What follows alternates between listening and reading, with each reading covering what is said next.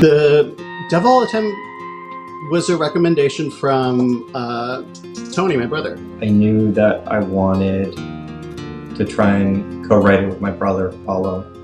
As a writer myself, I was really impressed with this structure. As the novel goes on, the world just grows bigger and bigger and more complex, and we see such depth in each of the characters. We loved the book so much, and we loved so much of the detail in it. It led to some really great discussions for quite a while before we ended up wrapping our minds about how to adapt it.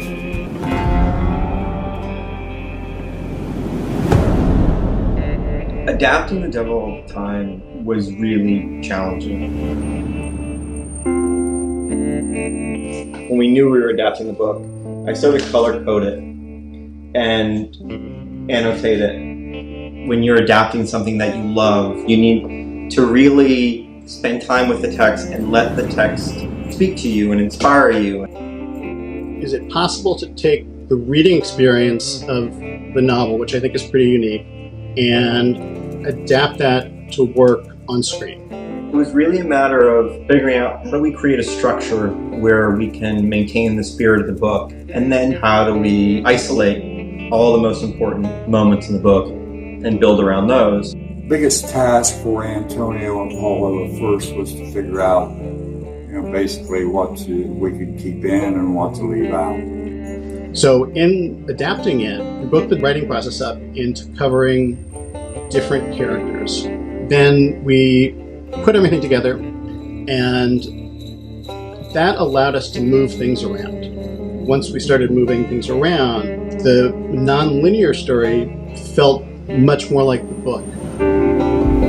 As you start adapting something, you start to refer to the book less and less, and you start to just kind of allow the process to be the process. And then you sort of start to forget what was the book and what was your idea. And that's a really cool place to be. One of the elements of the novel that's really fascinating is that the narrator of the novel shows us so much about what's going on in each character's head. So in adapting it, we wanted to give the audience some way of kind of experiencing that. Bodecker believed that people were like dogs. Once they start digging, they don't want to stop. Don Pollock is a fan of the film, and we had developed a bit of a friendship. We had been communicating by email. I had been to Knock on Stiff. I had been to Chillicothe. And so he lent his voice to us as the narrator. I helped him a little bit with the narration, and that was pretty much it. They did all the heavy.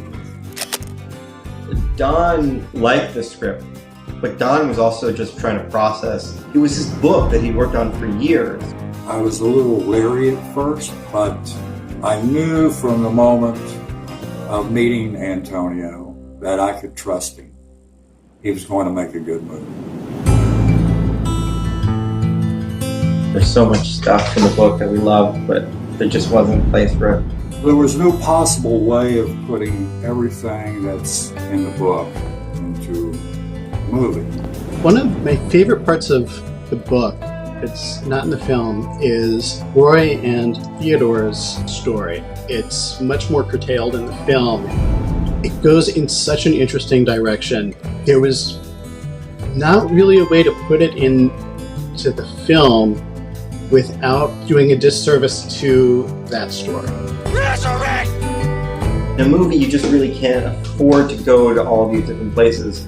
You really have to be economic in how you tell the story, and so there is one through line here, which is the Willard Arvin narrative. You really have to figure out how do you tell the Roy and Theo storyline, the Roy, Theo, Helen story, without getting too far away from the Willard Arvin story, which is kind of spine of the movie, and even of the book. But the book has the freedom to play and to go in so many different detours. What I'm about to do, I do because I have to, not because I want to. I love the idea of taking the universe that Don created with Devil All the Time and being able to play in it and to make it our own. Preacher, got time for a sinner?